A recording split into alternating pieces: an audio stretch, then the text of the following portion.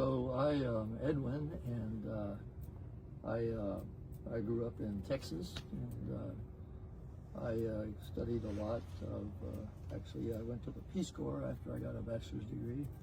I went to Malaysia. I was teaching in Malaysia, physics and math. And then I set up a computer center at the university and taught the first classes in computer science in Malaysia. Based on that, I came back to the U.S. graduate school and studied computer science. And I wanted to go back and teach in the university, so I did that a number of years. I got a master's degree in computer science in Wisconsin, and then I joined a company and went to Vietnam. So I worked in Vietnam for three years in Vietnam, and a year in Hong Kong, another year in Bangkok, in that area.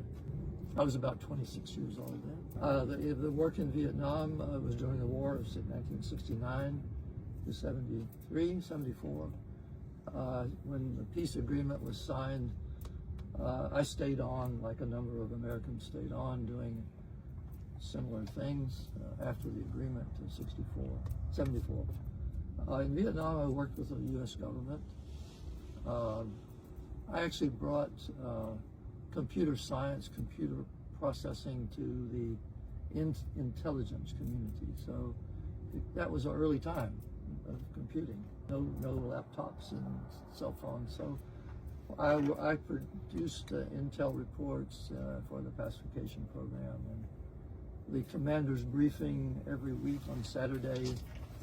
Did a PhD in computer engineering, and then after I finished that, I went to Caltech and Jet Propulsion Laboratory and did work as not really a rocket scientist. I was a computers in space, trying to get more fault tolerant, more powerful computers in space. So in terms of what we're talking about here today, meditation, meeting my teacher of meditation, among many other things. I was very much the scientist, the computer science guy, the science. I published about a little over 50 papers and refereed papers in computer science and journals. Then I met Sifu in, I think it was 2021, about that time. And we were meeting at the house in Texas. And in part of that, I remember Sifu said, let's meditate. 15 minutes. And what's that? I have not meditated before that time at all. Not even reading about it, so a little bit, not much. Never meditate. So from that time on, I meditated. I sat there, as if told exactly how you do your hands and meditate. Exactly. I did that, and it was very, very relaxing. And so I continued it. And then I remember we met up here on the mountain, and I think so I asked a question. I remember this. There's a lot of detail, but I asked, "Who am I?" That was my question. People asked questions, and mostly in Vietnamese, but I listened.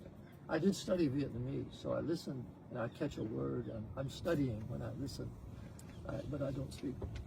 You could ask my wife, I don't speak Vietnamese well at all. And we remembered that later.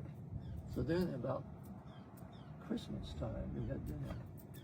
And Sifu asked me, do you believe I was born in Bethlehem?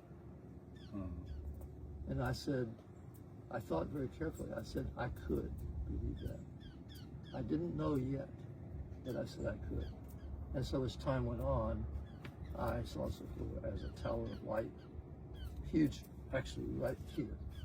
Sifu was sitting here, and I kept studying meditation. And I was down there at that picnic table, way down there. And I saw Sifu here, sitting here, talking to a lady with a Vietnamese hat on. And they were talking a lot, and I didn't want to interrupt, so I decided to meditate down there. And then I was meditating, and all of a sudden I saw this tower of light, taller than these trees. The big one, and then a smaller one that went up, and all of the other things. And that stayed there a long time. And then I saw the tower of light walking down this way, and the sound of the gravel brought me out of the meditative state. And I opened my eyes, and Sufu was there walking with the other lady. So that told me who Sufu is, much, much more than what we see.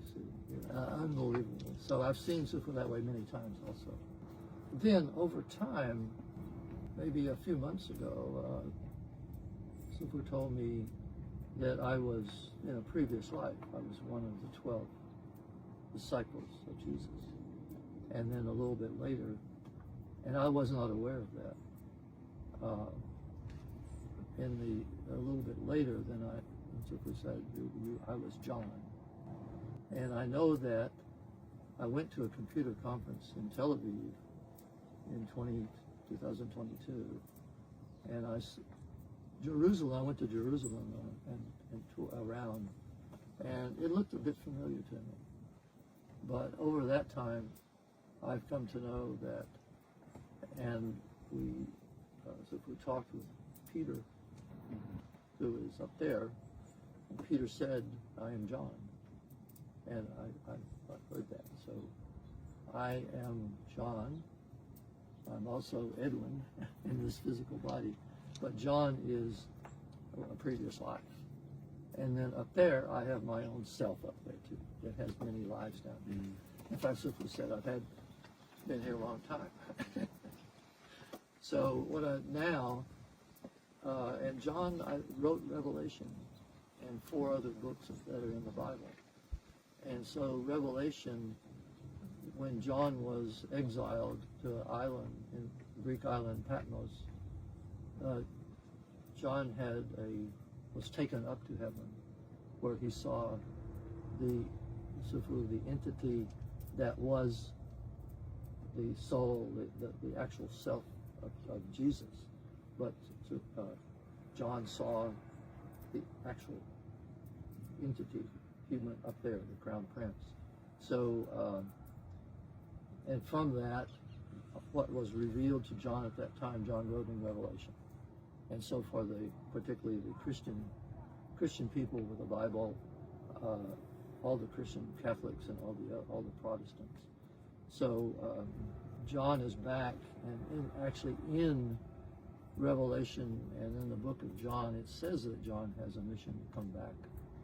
And John was a witness at the time in Revelation, and John came back after witnessing and in the spirit upstairs and was seeing Jesus, the Christ, the soul of Jesus, and described how that person looked, that soul of Jesus was bright light and so on, wearing a robe and a gold hair and fiery eyes, white hair.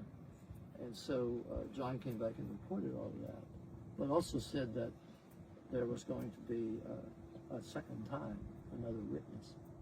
When the revelation is playing out, that John will come back as another entity and will witness that happening. And so it's kind of the beginning witness of revelation that's in the Bible. The Christians and all read in the Bible. All of that is coming true. Everything that is written in there in Revelation is happening now. It has happened, a lot of it, one by one. So I know that I'm here to report that and write a book. I am John. I'm also Edwin in this physical